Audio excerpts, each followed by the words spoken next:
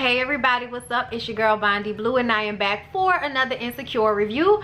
Alright y'all, let's get into it. Okay, so the episode starts off with Lawrence and Condola. Alright, Lawrence is in the bathroom and he's rehearsing, I guess, what he would say at a job interview. And this loud alarm goes off and it's Condola's phone. She's waking up and he jumps in the bed. They kissing, little pillow talk. You had fun last night? Yeah, all right. And the conversation floats to Thanksgiving, okay, and what she's doing for Thanksgiving, because he was going to be house hopping and he asked if she wanted to do something. And she's like, well, actually, I'm hosting Friendsgiving at my house. And he was like, well, do you want me to come? And she was like, sure. Like, I didn't think you would want to come, you know. So now he's coming and they're kissing and making out in the bed and it's all good. But it kind of seemed like she didn't really want to invite him. You know what I'm saying? I don't know why he was like, you know, you want me to come? But it just kind of seems like he is really trying to make a relationship with Condola. This episode, we really got to see how what they want out of this relationship can be entirely different. Like, she can just want somebody to come over and blow her back out. You know what I'm saying? Like, that's, you know, really what she could want. And he could really want somebody to settle down with. That's what it looks like right now. Which is so surprising, considering the last time we saw Lawrence, he was wearing all of the girls out, okay? All of them. So it turns out Lawrence's job is downsizing, and now he's not going to get promoted the way he thought he would. His job is safe, but still he's thinking of maybe moving on anyway. He talks to his homeboy Chad about it. His homeboy Chad is out here perpetrating, okay?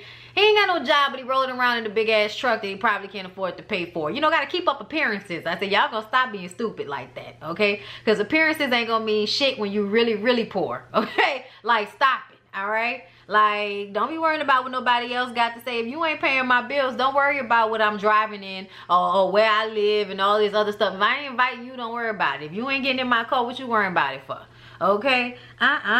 Lawrence says that everything is going good with Condola right now, but it seems like whenever he gets one thing good going in his life, the other thing kind of falls off. Meaning, I got this girl I really like and my relationship is flourishing, but my job just went to shit. Lawrence runs into Issa at this cafe while she's, you know, waiting on her food and watching something on her laptop, and they start, you know, kind of doing a joke back and forth about ruining the endings of movies. And Condola walks in and they're having a good old kiki, and it's uncomfortable. Apparently, this is Condola's spot that she brought Issa to, and now Issa then stole her spot, and now Condola and Lawrence are trying to meet up at the spot, and here's Issa. You know, it's very awkward. Like, oh my God, get the hell out of there, you know, one of y'all. And they were just standing there looking at her like they were expecting her to leave, and that's what she did. They called and said that her sandwich was ready and it was supposed to be for here, but she went ahead and took it on out. I said, is she taking them people plate outside? Like, what the hell is going on? I'd have been like, nah, can y'all wrap that up to go for me, please? Thank you. I ain't about to carry this shit outside. I'm about to stand on the sidewalk and eat my food. Like, I ain't about to be running from Condola and Lawrence like that. You know, I just wish sometimes I wish Issa would not care so much. And when she was walking out the door, she turned around and she looked at Lawrence and Condola hugging, and that look on her face told me everything. It really did. Issa and Molly go grocery shopping for Thanksgiving. Molly is supposed to be having, you know, the little family get together at her family's house, and Issa is supposed to come over that evening to get some cake or some pie or something like that. Molly is still acting stank with her dad because she found out her dad cheated on her mom. Now, the mama didn't forgave the daddy, but Molly's still mad. Molly asked Issa if she should invite Andrew to her family's house. And Issa is like, girl, it's only been a few months. Don't go back to old Molly and scare his ass off. I'm like, a few months is enough months to invite somebody to damn Thanksgiving. Cut it out. It's food. Okay, like me and my friends used to be all around the place going to people, you know, houses and everything. It was cool, you know, ain't that deep. You could tell Issa wasn't paying attention to how, you know, that came off to Molly, but Molly was bothered by it. So Issa starts to put some of the food in her basket bag, saying that she can't afford it. You know, they're 2 months away from the block party. They really got to buckle down. You know, her and Condola trying to make sure everything goes off smoothly, whatever she said, but she mentioned Condola.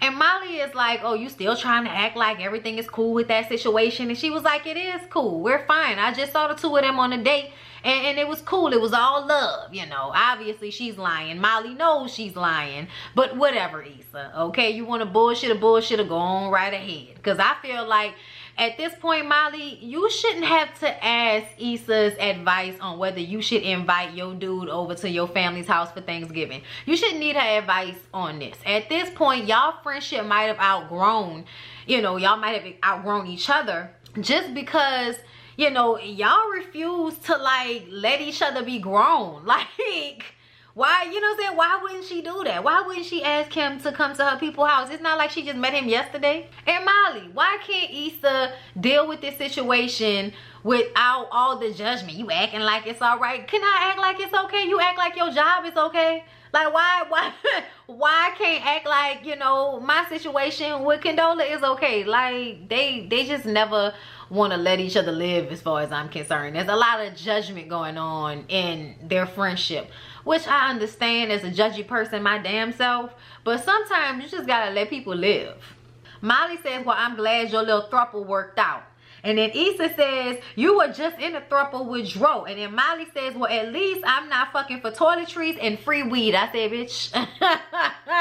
That right there was the ultimate shade. And that's when Issa had to be like, damn, bitch, what is the issue? What is the problem? They just been hella off lately. And they say they're going to have a conversation Thanksgiving night when Issa comes over for pie. But, you know, I don't know what type of conversation gonna fix something that y'all don't even know really what's wrong. Y'all just not in a good place.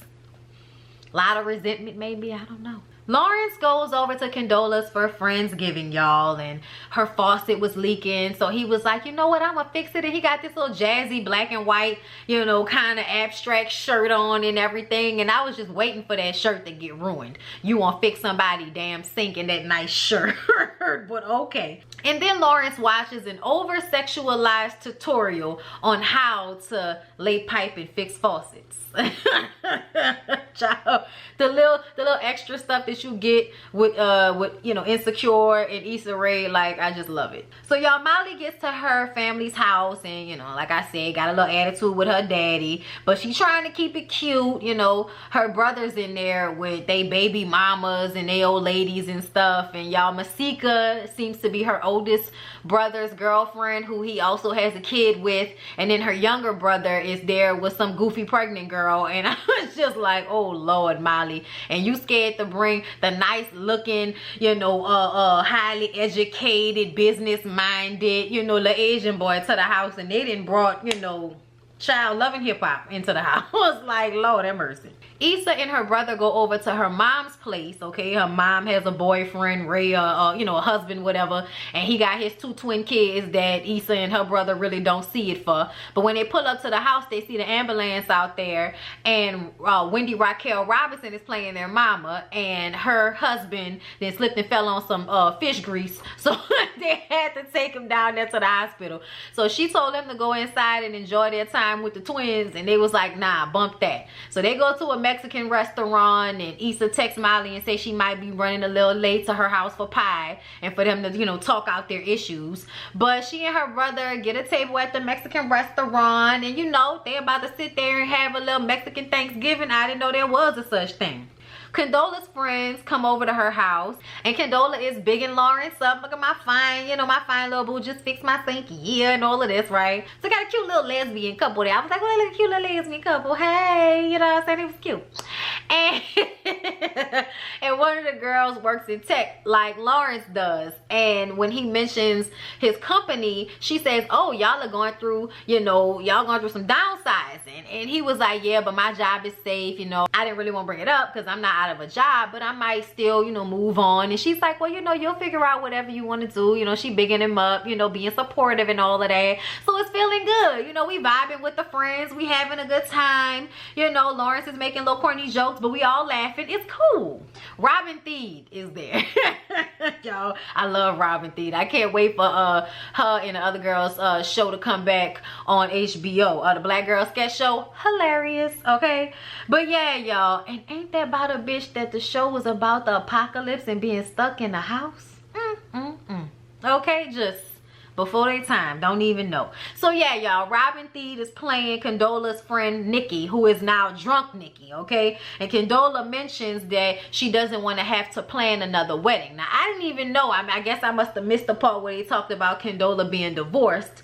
But apparently she is recently divorced, and she is not trying to plan another wedding, like not trying to get married all over again. So Lawrence learned something in that conversation. Then he goes to the kitchen with drunk Nikki, and drunk Nikki says that he's exactly what Condola needs, okay? Just somebody who can come and lay that pipe and fix the faucet.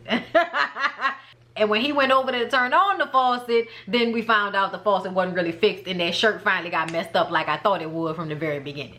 So when Issa and her brother are sitting at the table eating it, you know, just talking about how he is tired of trying to be accepted by people, tired of trying to fix himself for other people. He's over it, okay? And child, Issa, I wish you would listen to the shit that her brother is saying, because that's what makes her awkward, like this people-pleasing thing. Like, stop giving a fuck. Like, please give us a break from how much Issa gives a fuck sometimes. You know what I mean? They also discuss how ass backwards a lot of families can be. You know, your auntie can show up with a whole married ass man, but let you come to Thanksgiving with your boyfriend as your boyfriend and not your friend, and everybody losing their damn mind. She tells him she saw Lawrence and Condola, and you know, as his new girl, explains it that way, and how he's this whole new person for her. It's almost like Condola got to get the person that Issa was grooming Lawrence to be the whole time, you know, in one way or another. And I'm like, yeah, you know, he's, you know, slept on your couch all them years so that he can fix faucets and shit for her. Like, okay, nigga ain't never hammered a nail in the wall.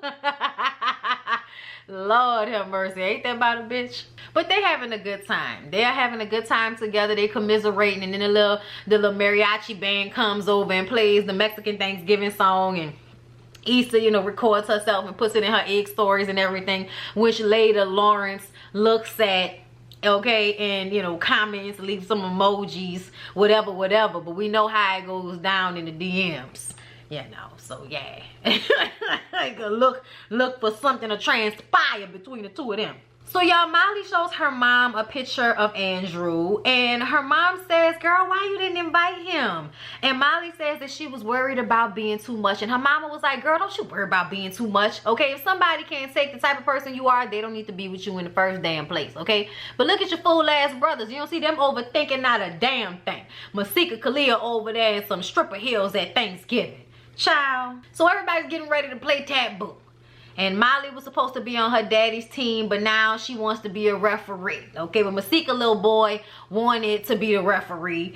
And Masika was like, oh, your auntie Molly not gonna take that away from you, baby. And they all looking at Molly like, girl, okay? So then her older brother takes her in the kitchen. It's like, Molly, would you please like let up on dad now? You're gonna have to forgive him. Shit, mama forgave him. Okay, he stayed, he fixed it, they worked on it, they still together. You need to let this shit go, because I'm trying to tap that ass in some taboo. Let's do this. That made Molly feel like she was being immature, I guess, because she really was. Like, let that shit go. Like, it happened to your mama, like your brother said, okay? So she get her daddy a little piece of pie, go back in there, sit next to him so they can play taboo, and she'll be on the same team with her daddy, and you know, he give it a little all right, you know, and we just gonna act like ain't nothing happened, okay? No more conversations. Let's just get back to acting how we normally act, you know, like we love each other and shit. At the end of the night, Lawrence thanks Condola for inviting him, and she says that he kind of invited himself, which kind of took him, you know, aback a bit. But I was like, yeah, you kind of did invite yourself. He was like, you want me to come? That's inviting yourself. And she just wasn't rude enough to tell your ass no. He said, so Nikki must have been right. And she was like, oh Lord, what drunk Nikki say? And he was like, she said basically that I was just, you know, a fuck buddy. She says that's not how she feels at all, okay? He says, well, he's learned a lot of new shit about her this evening, you know, about how she don't want to have another wedding, meaning you don't want to get married again. And she was like, well, I just got divorced a year and a half ago, Lawrence. No, I don't want to get married right now. He asked her if she's still getting over her ex, and she's like, I mean, that's over, but what about you and Issa having kikis and shit? Like, what about y'all? How am I not supposed to feel uncomfortable about y'all situation? He says, but Issa cheated and it's over. And Condola asked him, would he still be with her if she hadn't cheated? And he was like, nah, but she did cheat. And Condola was like, well, what if she didn't?